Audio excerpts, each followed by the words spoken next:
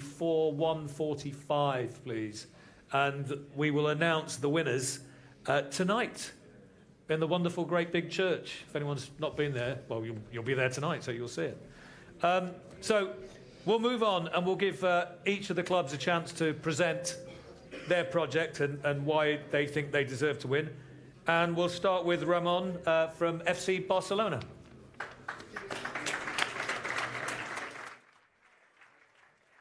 Thank you.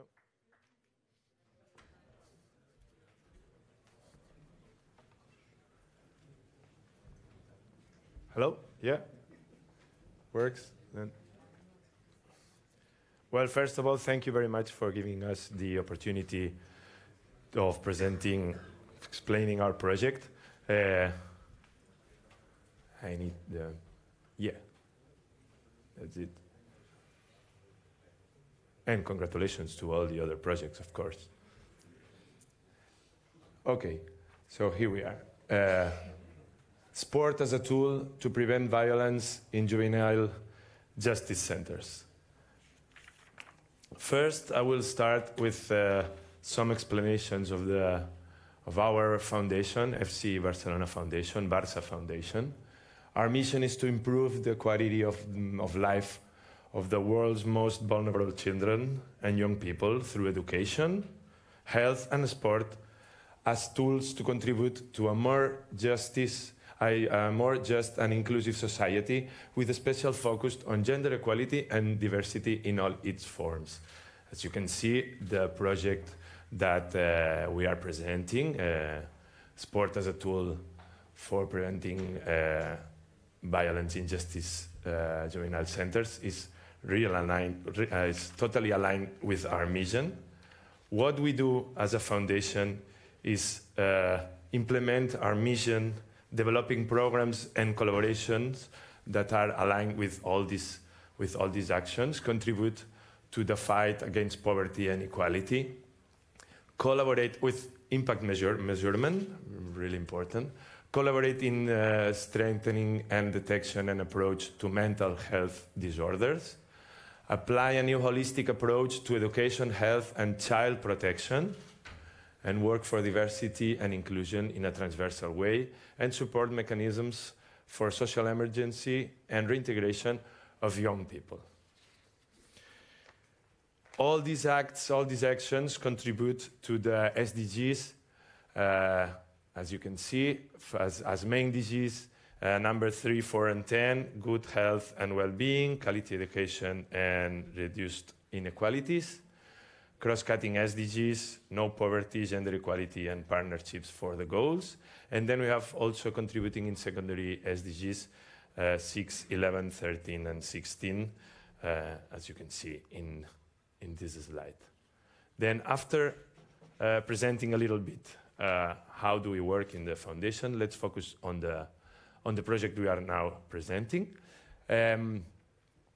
This project began on 2015 with a partnership with the Youth Justice Department of the Catalan government and also with the University of Barcelona.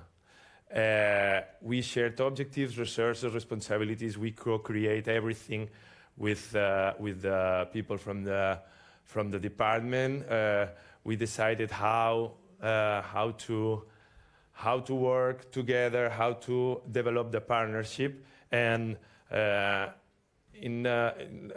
last but not least, we were very focused on sustainability. Because now, after 6 years of partnerships, after 6 years of partnering with the Youth Justice Department of the Catalan government, this partnership has become essential to ensure that the methodology will stay at the centers if someday Barça Foundation leaves. This is one of the meanings of sustainability for our foundation. How the justice centers, the juvenile justice centers are organized in Catalonia. The Juvenile Justice Centers are organized depending on the type of the detention. We have closed detention centers, semi-open detention centers, open detentions, closed, semi-open, or open therapeutic detention, and we can stay at the center. We work as a foundation, as Barça Foundation. We work in the 5 closed detention centers in Catalonia, which are Montilivi, l'Alzina, Can Llupià, El Segre, and Therapeutic Unity of Tiles. And we are working with kids in these 5 juvenile centers with one main objective, which is give second opportunities to all these kids, to all these boys and girls, by contributing to the reintegration of residents and of the residents of the Justice Juvenile Centers. Then we have also 4 specific objectives: encourage the acquisition of improvement of social and emotional skills by young people, reduce violent behavior to improve coexistence in the center, sport as a socio-educational tool with minors, and promote the destigmatization of the group. How do we do that? We do it by implementing FootballNet methodology. Once per week, in 2-hour sessions in every center, a couple of educators from the FC Barcelona Foundation go inside the center and implement the methodology. The methodology is based on making decisions by consensus, questioning the imposed rules. You can imagine that in that context, it's quite innovative to question the imposed rules. And also giving voice to the protagonists of the educational action through football. All these things are summarized in 3-part matches, where the first part, the teams meet and agree on the rules that are going to be decided to play. Then in the second part, they play the game. And in the third part, teams discuss how the game went in terms of how did they feel about the participation. Everyone was participating in the game, yes, not. How can we improve that rules for the next time that we're going to play to feel more comfortable, etc., etc. The educators give the guidelines, but then the boys and the girls are the ones who are reflecting and speaking and talking and etc. and saying how did they feel, etc., etc. How about results? Well, all the projects that we are implementing in Barça Foundation, they are all supported by external assessments, and here you have some impacts on young participants. Self-esteem and self-concept improvement. The program is the time of the week. I will read all this slide because I think that is very important. Self-esteem and self-concept improvement. The program is the time of the week when young people interact with the staff outside the center and enjoy moments of leisure without feeling judged. Personal autonomy. Young people can establish the rules in an agreed way and do not feel they have to obey rules imposed by others. Self-control. 88%. This one is quite impressive. 88% of the participants of the centers of Can Llupià and El Segre, 2 of 5 centers we have seen before, have improved their capacity of self-control. Self-expression, 81% of participants feel more legitimate to express themselves and give their opinions. And respect and empathy, thanks to enjoying the game, physical activity, and the feeling of group membership, they feel listened and understood. You can imagine that in the context we are working with, this is quite impressive. I mean, there are such a great results that give all the boys and girls skills for life, skills to get out of the juvenile center and start a new life, giving them second opportunities. We also have results in terms of benefit for the participating centers on the project.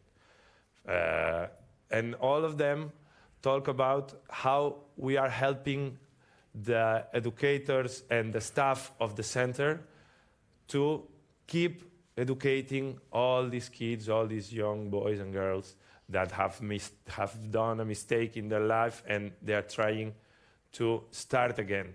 As you all know, it's not easy to start again when you are 16, 17, 18 years old and you don't have studies, you don't have a family that is accompanying you in all your process, etc., etc. So we are trying to do some kind of that lack of work that it's never the same, but we can try to help. So for us,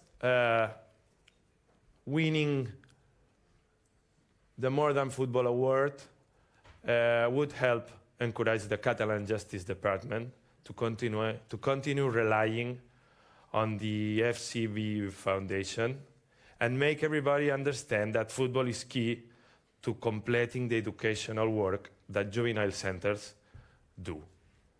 So we have made the More Than a Club motto through by helping to make real changes in the lives of the most vulnerable children through sport and its value.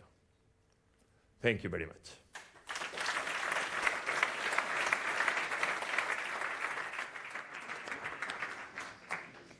Thank you very much, Ramon. And if he has convinced you, the voting box will be here after the presentations and you can vote for the Barça Foundation. But we still have 3 pitches to go. The next one comes from a Dutch club and the project has to do a lot with integration. So I'd like to welcome from FC Twente, Bas Schreurs.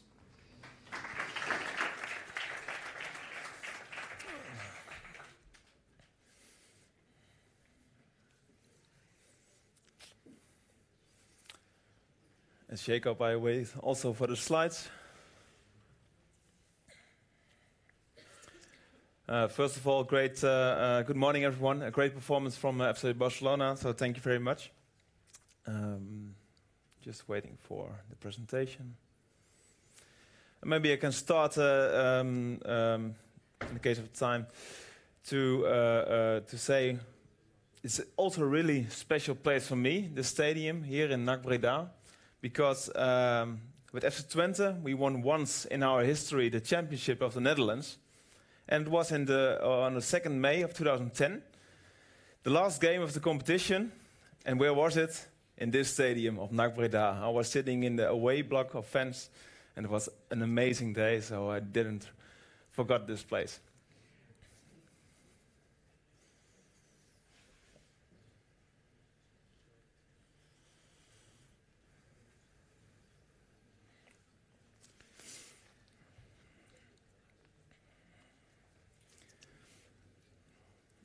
And I'm also be aware that I'm the 7th speaker of today, I think, in 2 hours' time. So hopefully your attention and concentration are not too far away. So hopefully I get your attention.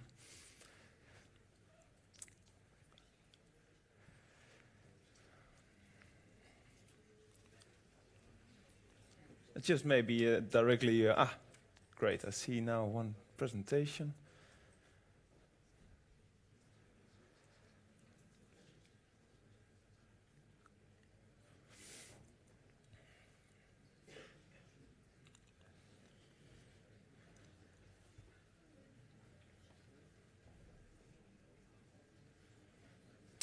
Perfect. Thank you very much. Thank you very much. Good. I'm here to talk about the project integration of the Turkish community in Twente, as it's called in the Dutch, Turkse Tukkers aan Zet. And my name is Bas Schreurs. I'm CSR manager of FC Twente. And of our club, FC Twente, is located in the eastern part of the Netherlands, in the region Twente. So now we are here at the EFDN Congress in Breda. It's not far away for us. It was an easy trip to arrive here. In the next 50 minutes, I will tell you the story about this unique project. And why is it a unique project? Because the entire project is also covered in a documentary. And that's really, I'm happy about that, because it's easy to use some clips of this documentary for this presentation. So it's not a long story with a lot of slides and text. So I can use clips from the documentary to tell our story about this project. And I hope you will enjoy it. So I will start with the first clip. Enschede.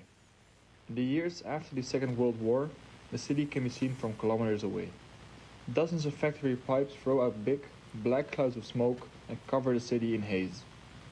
Enschede steams, stinks and vapes, 12 hours a day, 6 days a week.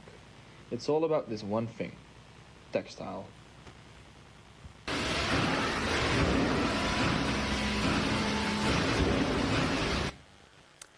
Okay, you've seen a starting introduction movie about the textile industry in the booming 60s in our region.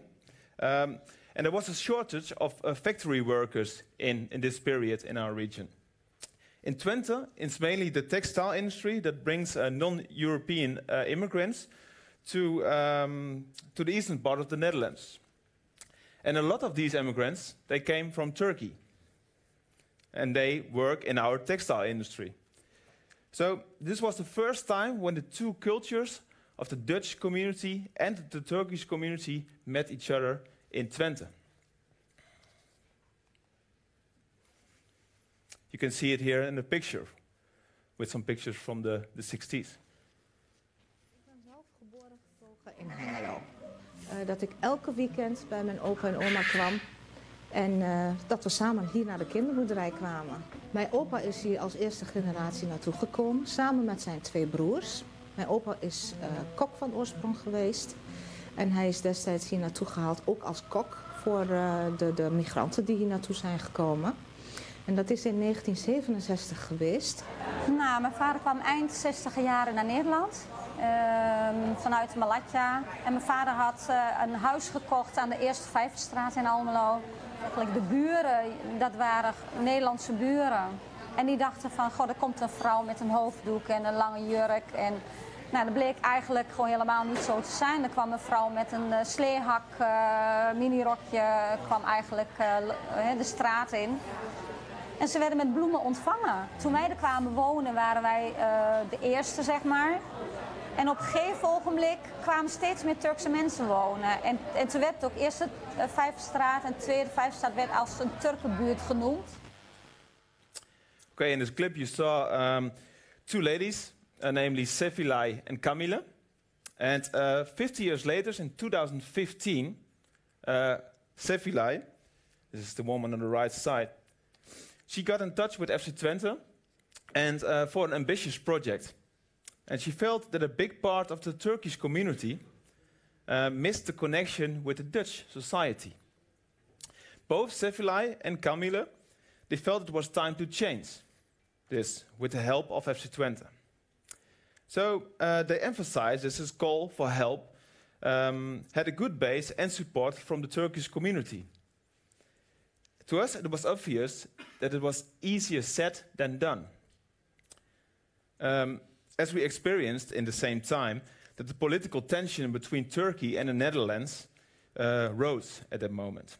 But these rising tensions didn't have an impact on our ambitions together.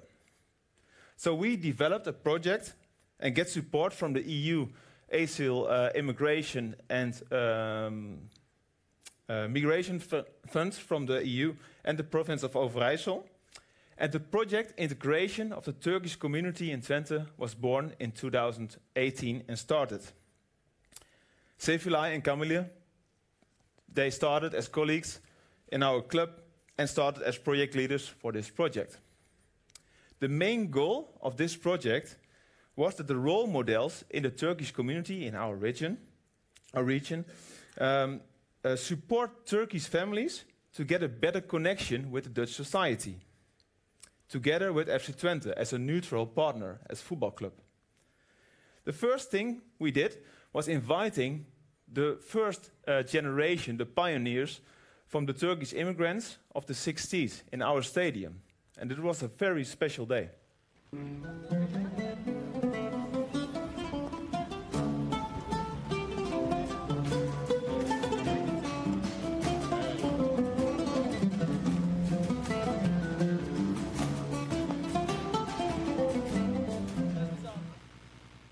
Senin gibi şey yaptım. En ook keuringen door. 48 saniyede sardım ben. 400 kişinin içinde birinci geldim. Wow. İşsizlik problemiyle de beraber ayrışma var. Yani o 70'lerin sonlarına doğru entegrasyon dediğimiz, çok da uğraş verdiğimiz, yavaş yavaş tekrar yeniden ayrışmaya dönüştü. Eskiden burası yani büyük şehirlere nazaran köydeki yaylalar gibiydi. Havası bize hoş geldi. Yine de aynı. Değişmez. Ondan sonra öylelikle ben de dönmek istemedim. Ben de kaldım şimdi. Okay, you see the first generation of Turkish immigrants in our stadium. I was born in a little village called Markelo in the region of Twente. And I'm proud to be called as a Tukker. That's the nickname of the people who living in Twente, Tukkers. But in Markelo, the small village, there is no Turkish community. So I will never forget this first meeting with these men in our stadium. They spoke no to barely any Dutch. And they live already for more than 50 years in our country. So this opened my eyes and made me realize that there was a lot of work to do.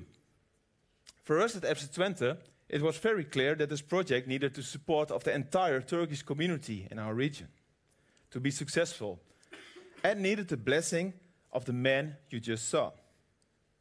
So Sefilay and Camille, they select in the beginning of 2018 the role models from the Turkish community and to participate in key functions within the project. So that the Turkish community and the role models, they are the key functions in the project. Because we have seen a lot of integration programs, they are not really succeeded in our country. So this is a unique feature in our project because the support comes from within the Turkish community. So we spent a lot of time and effort to select 10 volunteers from the Turkish community. And the volunteers started with a coaching course in cooperation with the educational institution, the ROC of FC Twente. You can see this in the next clip.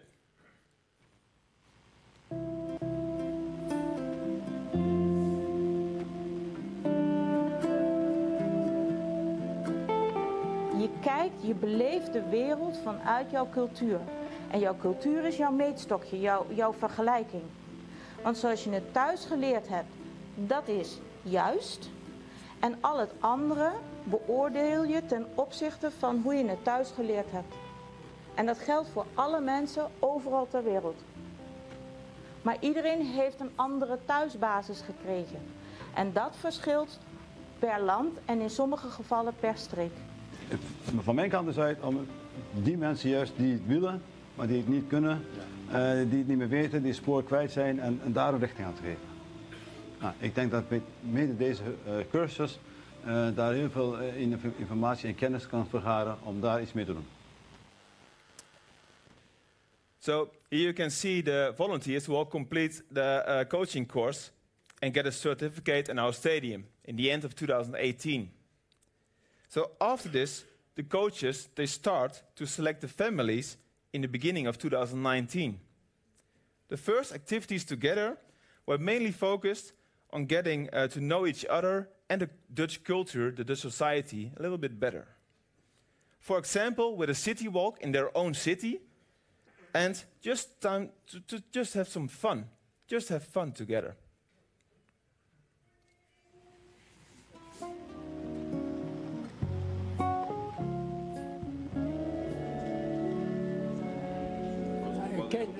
Kent u in het bij de dingen ook het orgel, een orgel, kent u dat? Nee, in de moskee niet. In de moskee niet? Ik heb wel wat orgel is, maar ja. Wij spelen geen muziek in kijk. Staat iemand daar dat die speelt? Ja, of is dat gewoon... nee, speelt iemand. Iemand van de historische club. Okay.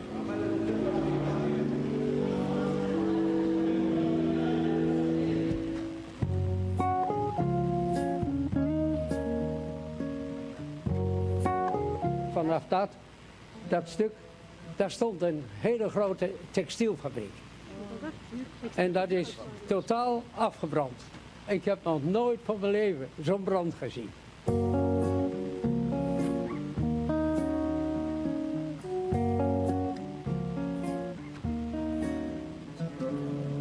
Een Rijksmuseum en in Hengelo is een museum en een bibliotheek. Allemaal hoor, hè? Allemaal ook geweest. En die is Hengelo bibliotheek ook geweest. En kickbox. Yoga? Was je ook, hè? Ja, heel leuk. Ja.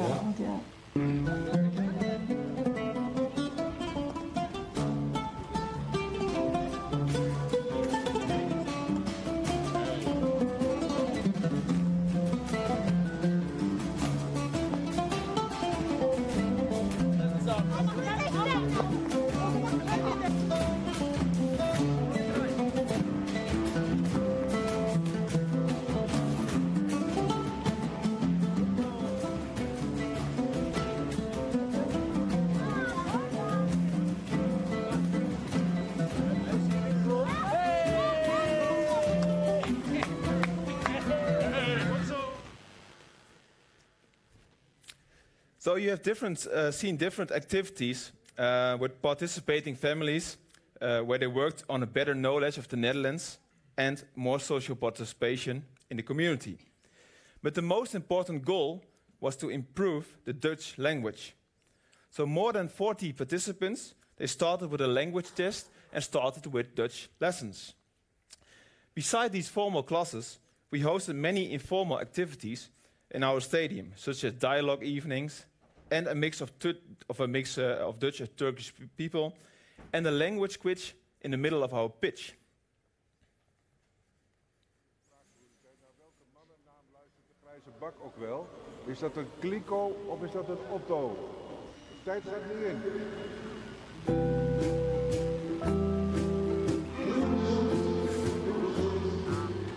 We gaan even doorgaan. Welke Twentse gerecht wordt bij geboorte uitgedeeld? Slagroomtaart of krentenweggen? Krentenweggen, daar zitten allemaal rozijntjes in. Oké, groen. Oh, fout. Oh, fout. Konijn. Kanalen. Turkse.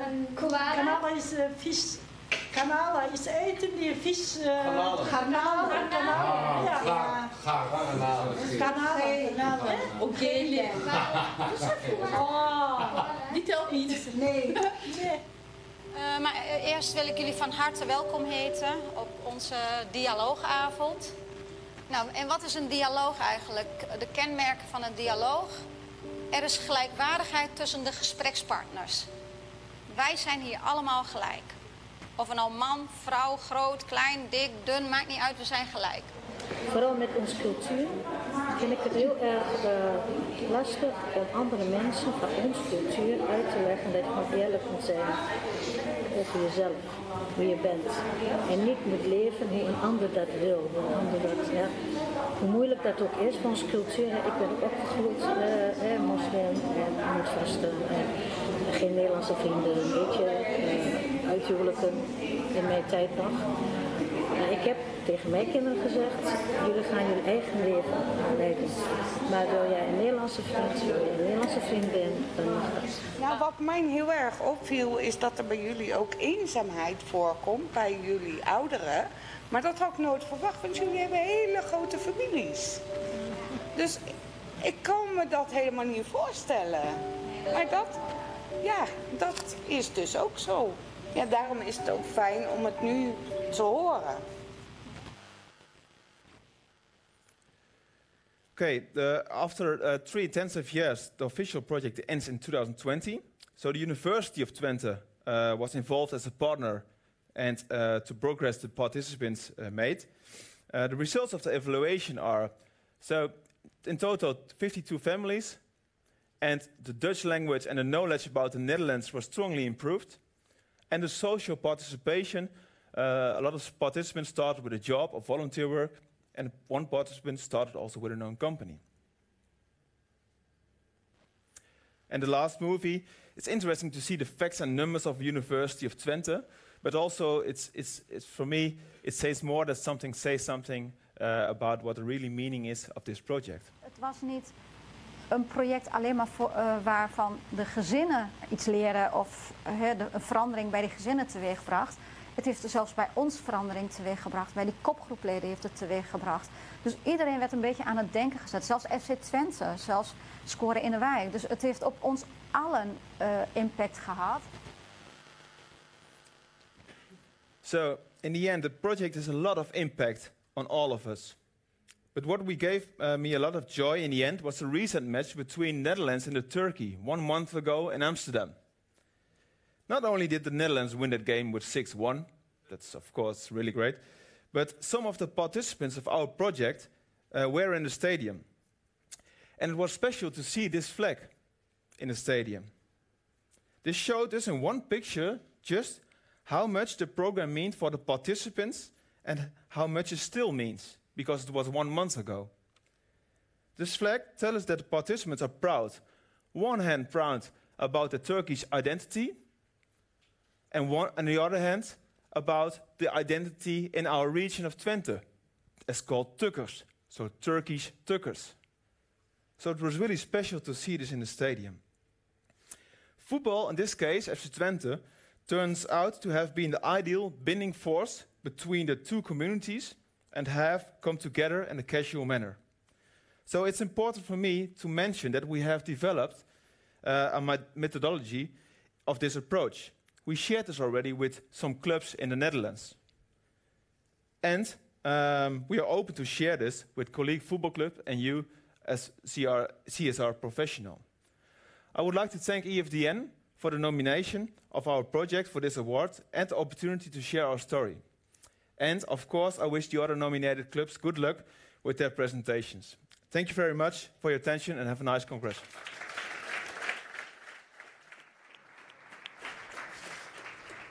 Thank you, Bas. Do you know who you're going to vote for yet? Well, don't decide yet because we've got 2 more to come. Next up from Bulgaria, Anna Pencheva from Ludogorets.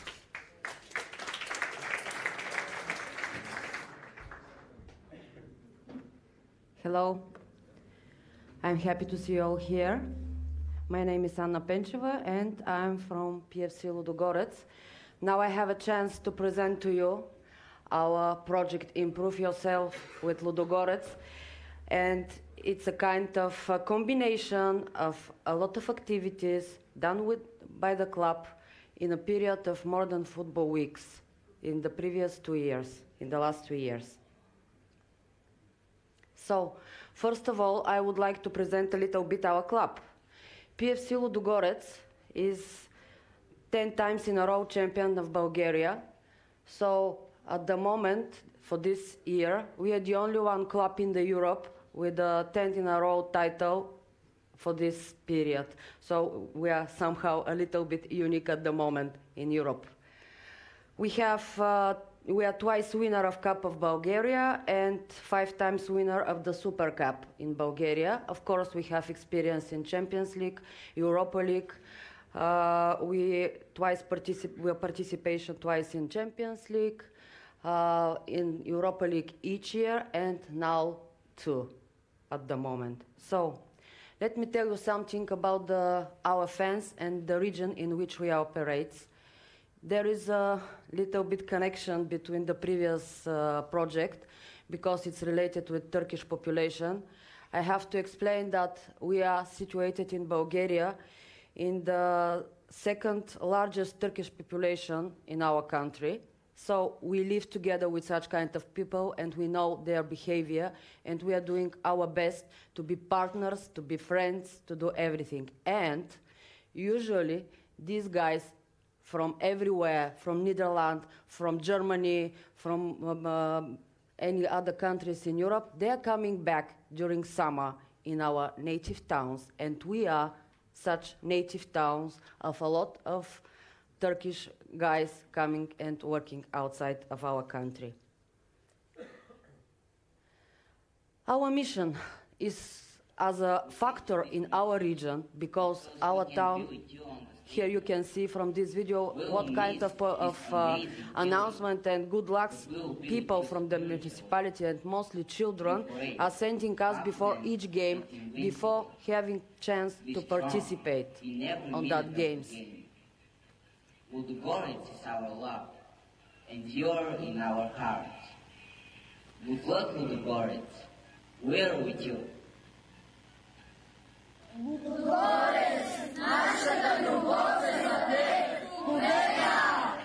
They are saying the love is for you, Ludogorets as a club, and we are wishing you good luck and to win in the next game.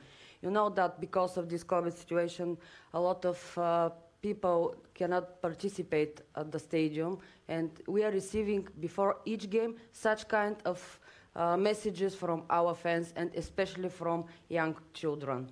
And the mission is our club is to support the community, because we know how important is our role in all of the region, to develop the region as it is possible and to help with everything, and of course to give good guidelines to everyone to improve their lives.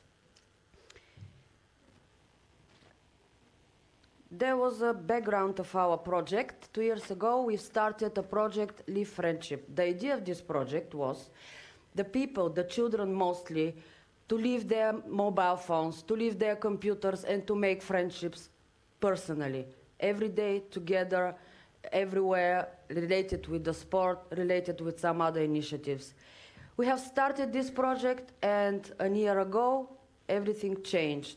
This pandemic situation make us to think a little bit different, to improve our projects, and instead of making friendships live or together at the stadium, to do something alternative.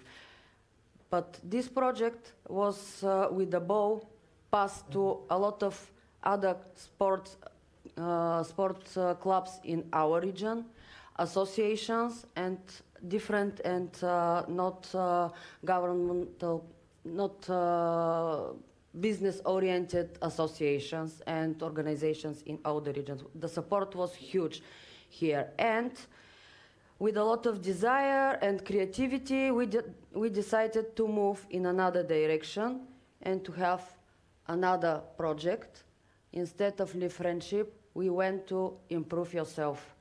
Improve yourself during these strange periods and years in mostly 3 important points. The first one is to help people to improve themselves with the good extract of the football and sport as a whole, to be healthy, to be strong, to be smart, to be the first, and to gain good projects. So, of course, related with the modern football weeks, we choose our ambassadors.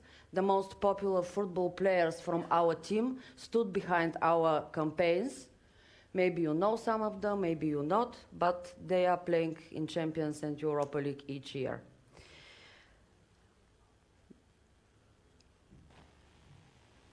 Of course, during this period, as some other clubs, we joined the initiative Train at Home.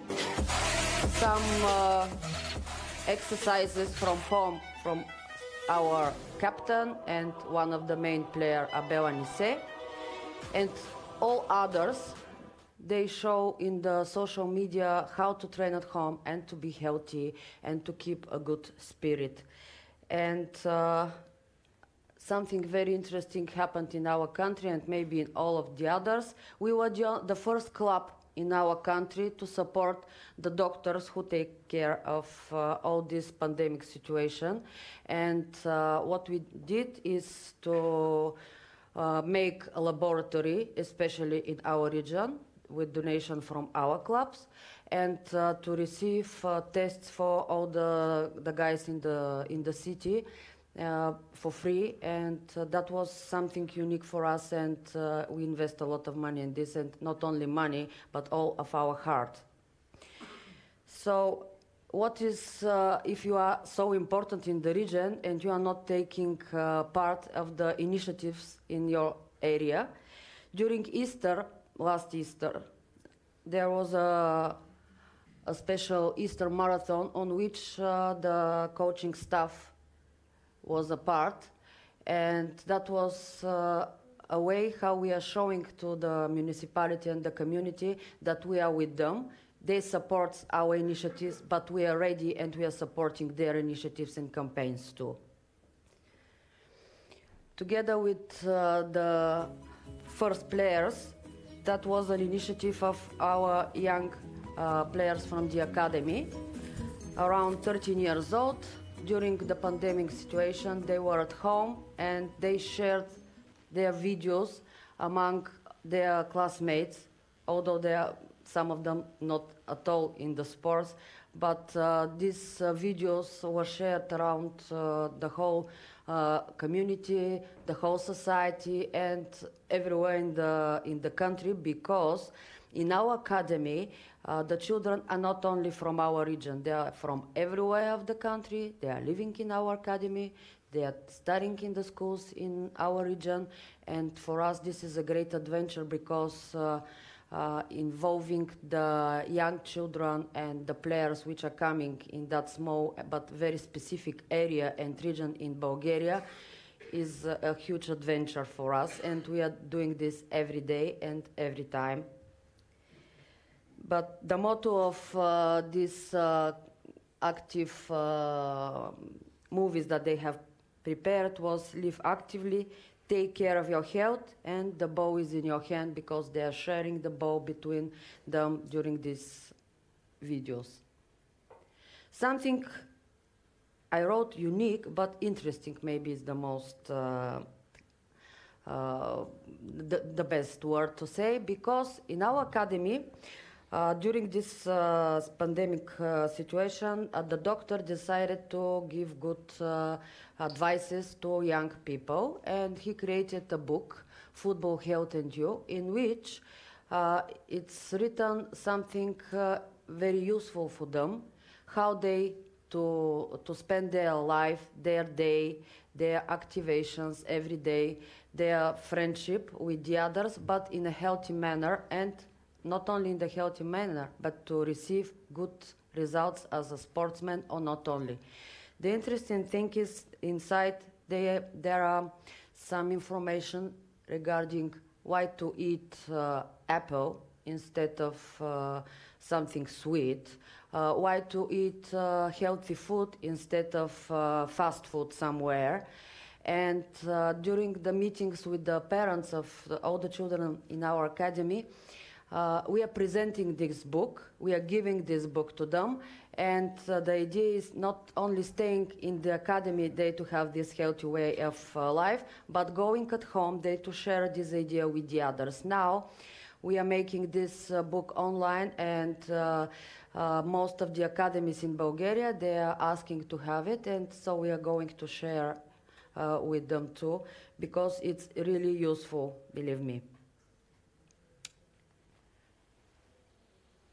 The other way, instead of the other approach of our Improve Yourself project is to give knowledge to children, and not only for them, from our academy, and this knowledge to help them for their future life. This is mental mathematics lessons that we are doing in our academy, and this helps them to think in a new manner, faster, and to have good experience for the future, because they are now in the academy. they are training, but later they cannot become all of them the best football players in the world. So they will need to find some other realization, and we would like to give them better knowledge for the future success in their life. The other way was we have started to make digital learning resources in several subjects. Why?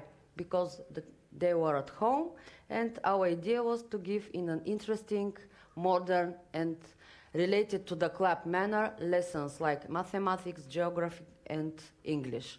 So at the moment, most of the lessons are ready, and because we have good negotiations with some other academies, maybe at the beginning of next year they will be shared for free with some academies in North Macedonia, Romania, and Spain.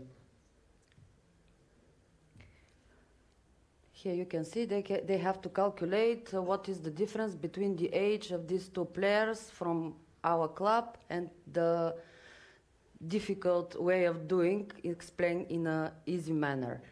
This is only one example of all these lessons. Football is more than just a game and can teach you to be a better person. Yes, this is the third point of our Improve Yourself project. Promoting the human values as friendship, equity, empathy, and respect for different cultures makes our club significant social and community factor in the country, not only in the region. And we have started a lot of charity campaigns with different purposes and with different realizations. For the first time, we took part in this auction held by Modern Football Action Weeks. And the idea of this auction was, with the money, we to add and build a special playground in our neighborhood, in our town, in Razgrad, because we really need it. And all the children can train in this playground and can be taught of football, and not only, from our coaches and young generation in the academy. After receiving the first donation, we spread some of the money, and the others, we bought some books for children in poor regions in our municipality. They were very happy, and we bring this to them with one of our important players. 2 new projects started during this these weeks, and one of these is we decided to make a special area for our young fans at the stadium. They participated every day, every week at the stadium in their special area, celebrating some birthdays, making some events, playing and drawing at the stadium. And for us, this connection with young generation is very important, because at the end they will become our fans. They are at the beginning, but we invest in this day to become our friends again for the whole life. Something new appeared. See how interesting we are. We created a club, Ladies of Ludogorets.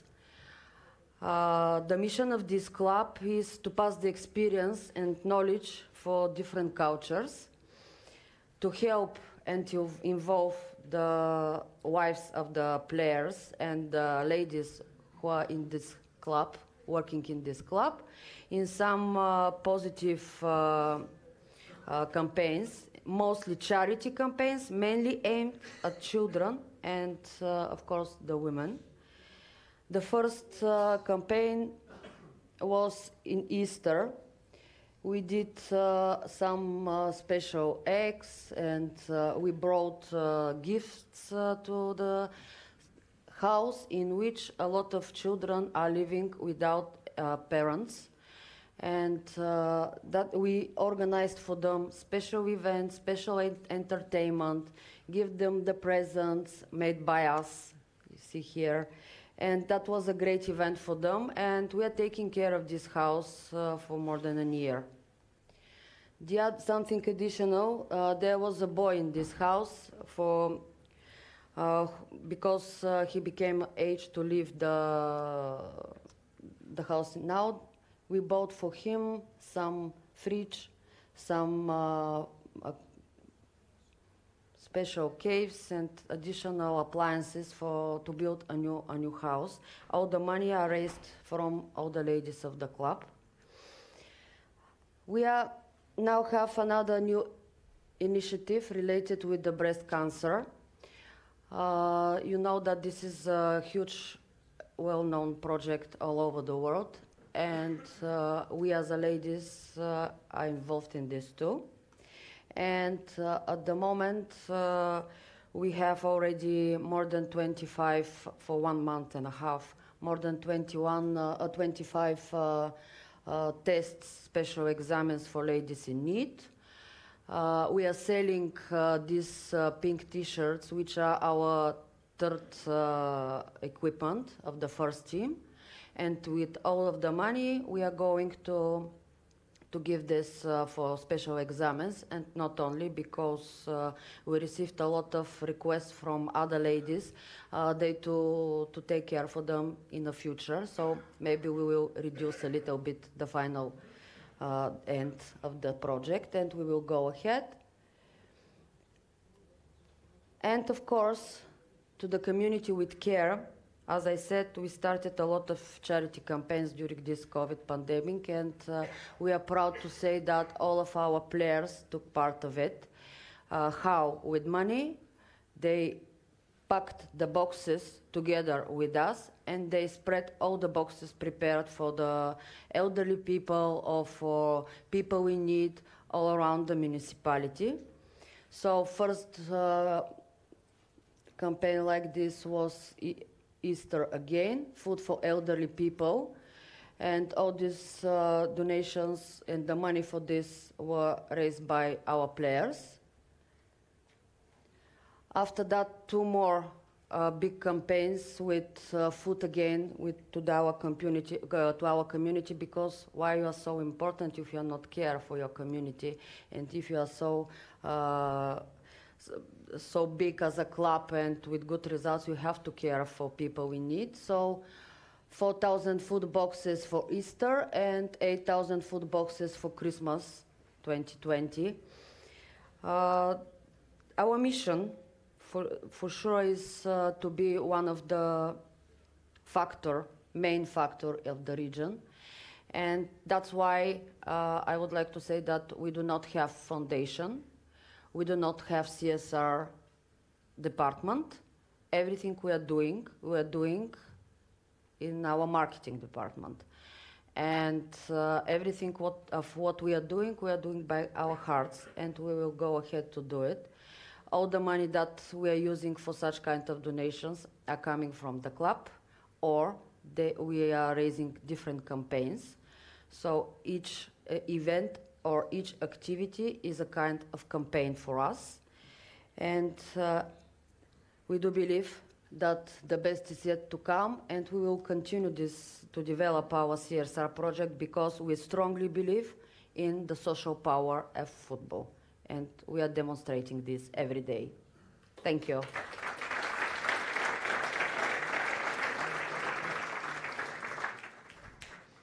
Thank you very much, Anna Pencheva. It's going to be hard to pick just one project. I'm happy that I don't have to make that choice and vote. We do still have one pitch to go, though. After that, there's a coffee break. Don't worry, caffeine is waiting for you. But before that, we have Craig Wilson of Big Hearts.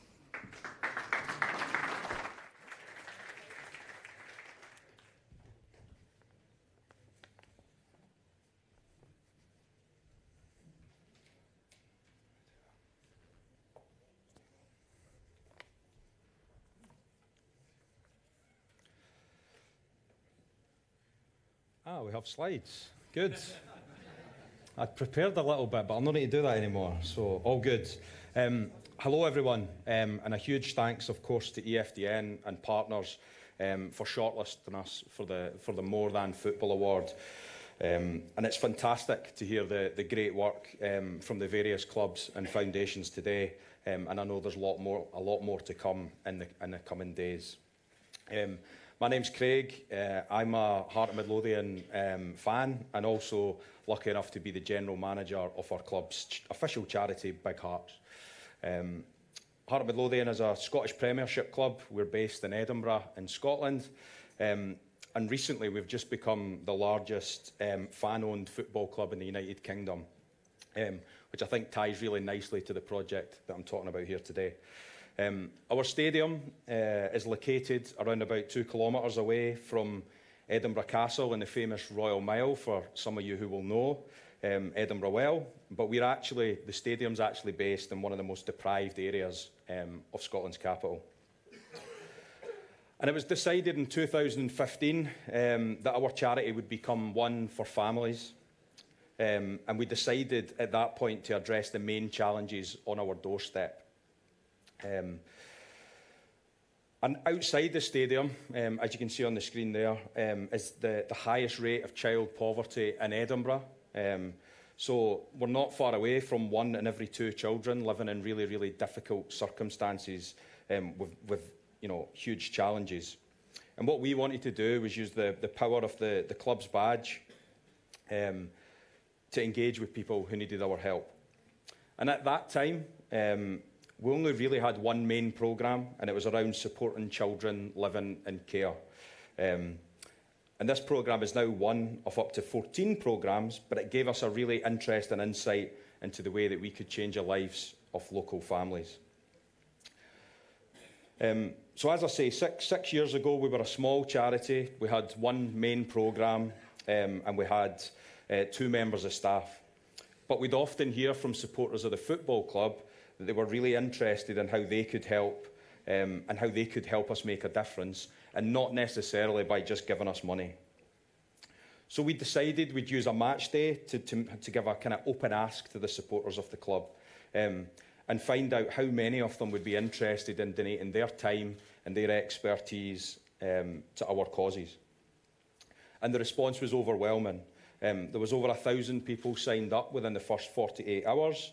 And it illustrated to us how much potential there was to create positive social change outside the stadium in the name of football.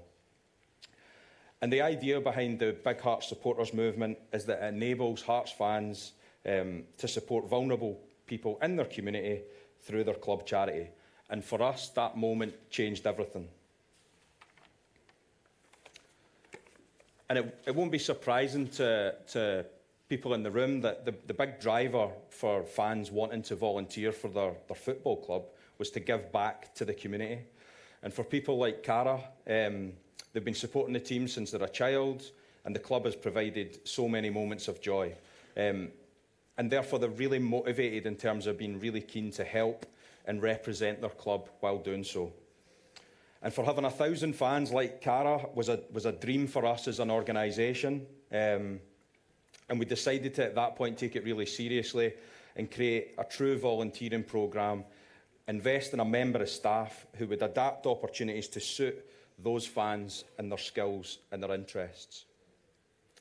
If you fast forward to today, the movement is now included at the heart of all of our work and all of our programmes and our support for local individuals and families.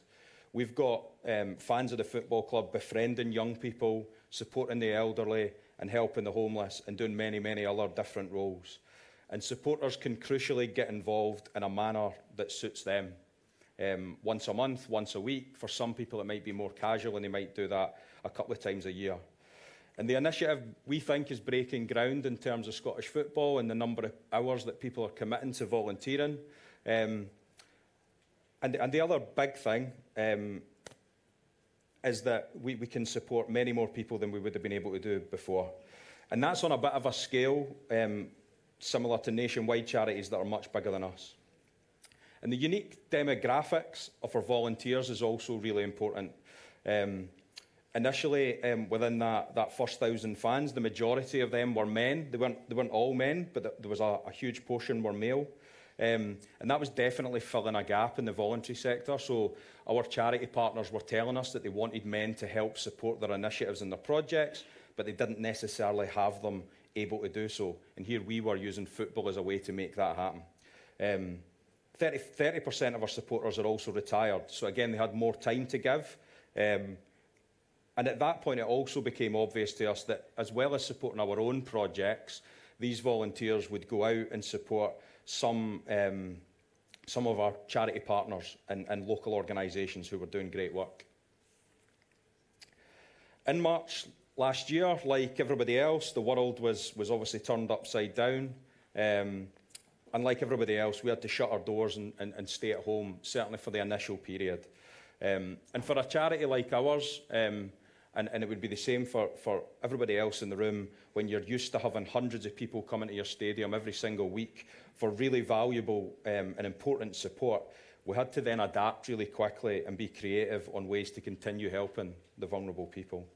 And very quickly, in the first few days, we had lots of emails and phone calls from our supporters, so the people who were used to volunteering with us, and also people who hadn't done so before, asking how they could get involved, how could they help us make a difference. And in the space of only 3 weeks, we then quickly set up 4 brand new initiatives, phoning thousands of older Hearts supporters and older people in the community at home, helping maintain the mental health of fans who couldn't get their weekly out into the football or to their group at the stadium. We transformed our Reminiscence project to be one that could be delivered in people's homes. And we also then teamed up with the club to help us feed some of the most vulnerable people in our community. And in the most uncertain and difficult times, as it was for everybody, having that army of volunteers on standby who were ready to support and help us was a huge, helped make a huge difference to us as an organisation, and importantly to the people who were relying on us to help make a difference. One of the main priorities initially was around food, and with lots of people were struggling, they weren't potentially working, shops were closed, there was different challenges for some older people in getting food. We also recognised there was a huge need to support homeless people. Supporters were in touch. The club obviously had facilities in terms of the club stadium and the hospitality and catering kitchens that were sitting empty. They were used to feeding hundreds of people every day. And instead, we were using the facilities to help us feed the homeless people. And we had groups, including the family pictured here. So the picture here, we've got the mum, the daughter, the auntie, who came in 4 days a week for over 4 months and helped us produce over 138,000 packed meals for homeless people. And it simply couldn't have happened had there not been that perfect alignment between committed football fans and obviously the club's valuable resource in terms of the kitchen.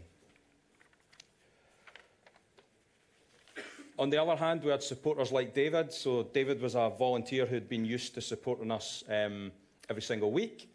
And he was living on his own and finding himself struggling with a lot of time on his hands. He quickly got involved in making phone calls to older fans who were stuck at home.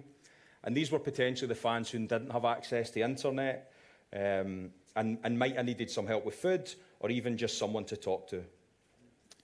And these calls ended up just being a lively chat between 2 football fans, helping reduce the social isolation of the older person who might not speak to anybody else during the day, but also importantly for David too. So David, the volunteer, is getting a lot out of these phone calls as well. Our supporters, like Cara and David, there's no doubt about it, played a vital role in our charity's capacity to navigate through the pandemic. And without those hundreds of individuals who supported us, we simply couldn't have done it. Not only did we have an increase in terms of 30% extra volunteers, but by Christmas we'd supported 3 times more people than the previous year. And this was in theory with the doors closed. So we engaged with over 8,000 vulnerable people throughout that period in 2020. And the photo on the left here is the one I'm going to draw your attention to, and it's a photo that we absolutely love. And it was taken just last week, and it's a perfect illustration of the Big Heart supporters movement during the pandemic. Rosie and Lorna on the left spoke on the phone every week for a whole year, but hadn't had the chance to meet each other face to face. And this was actually at our memories group last week, and it was the first time that Rosie and Lorna had got to see each other, and it was a brilliant moment for these two people to now be connected face to face. And you know, for us, those smiles are all down to that power of football. In March this year, we decided to share some of the fantastic achievements of Big Hearts supporters and share the stories with Hearts fans on a match day. And we did that during the More Than Football weeks. And we're just going to play a quick video to give you a wee insight into that.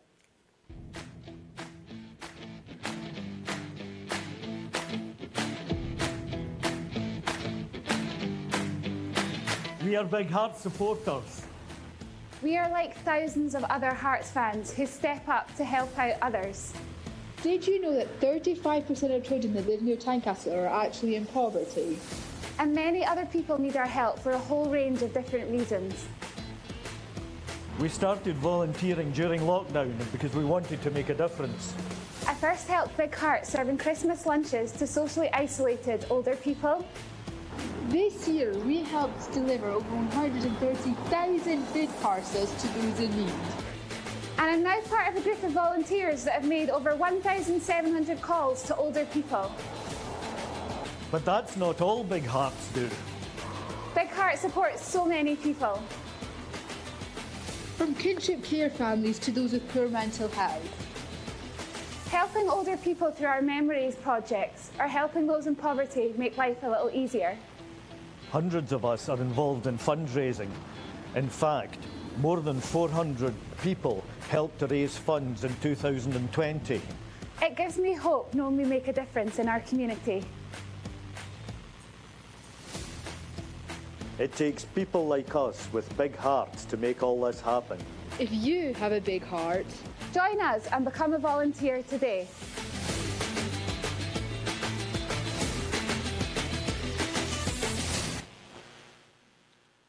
So, as you've seen, our Big Heart supporters are outstanding at helping other people from outside our stadium. And from the start, one of the important things was that we always wanted it to be beneficial for the volunteer involved. And that's why we do have a member of staff who's dedicated to offering training, support and creating opportunities that can help volunteers reach their own personal ambitions, which might be gaining skills to find a new job, it might be to improve their chances of going to university, or equally it might be finding a purpose in retirement, like David.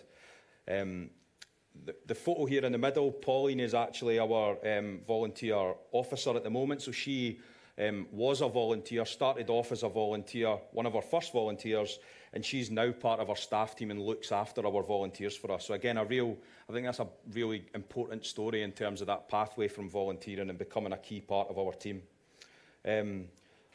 Big Heart supporters is a real community where people feel connected and can support each other, which is really, really important for the well-being and social inclusion of the volunteers involved. And our supporters are a community of people who didn't necessarily know each other beforehand, but the big link is that love of the football club and the love of the badge and wanting to represent the badge. And that creates a unique sense of belonging and strong connections. Bill, one of our volunteers, started volunteering from home last year, writing articles for our Memories project about his childhood. And despite him volunteering alone from his own home, he's managed to make lots of new friends who are in the exact same position as him, and he's now delighted to be joining us every week at the stadium. Supporters like Chanel get the opportunity to overcome some challenges that they face, and they also get to do it in a familiar environment in the stadium.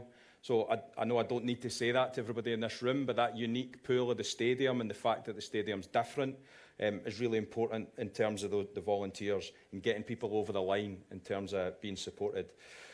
Chanel's a young mother who volunteered to go to college and was looking to find a new job, and her example is another brilliant one of how being a Big Heart supporter can help open up opportunities for the future.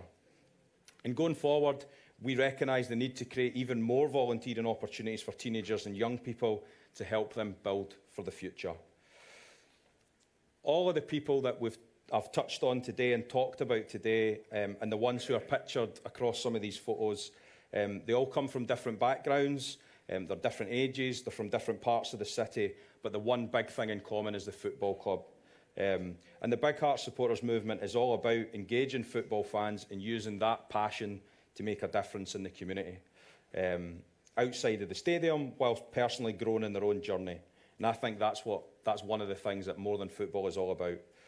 And I think the other thing we're really keen to stress is that we believe you've all got these types of people in and around your club as well. And setting up your own fan movement like Big Heart Supporters, whatever the resources you have, is definitely possible. There's talented people who can help meet the needs of the local community, and I'd certainly be delighted to take on some conversations about how to set this up and hopefully how we can learn from each other and taking this forward in the future. So again, a big thank you. Well done to all the other nominees, and enjoy the break. Thank you.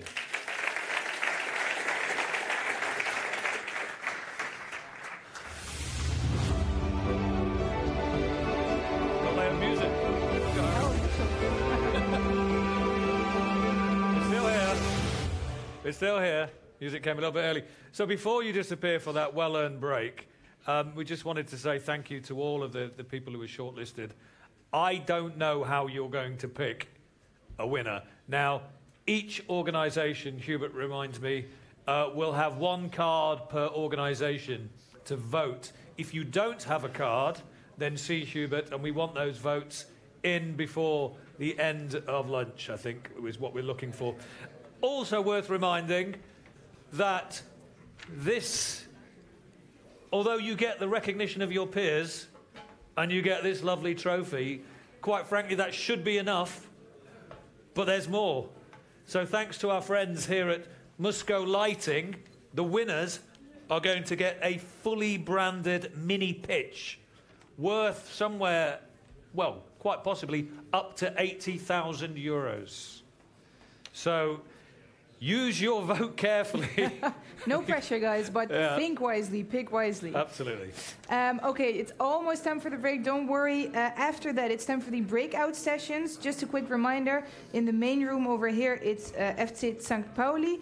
On the first floor, we have EFD and the Colorblind Awareness session. And on the second floor, we have PSG and also the EFDN Walking Football League. After that, in about, an hour and a half, we'll see you back here for the Future for Football, which is led by our own coach. Yeah. So we'll see you back here and enjoy the break So for now. 15-minute break, then straight to your breakout session, please. Thank you.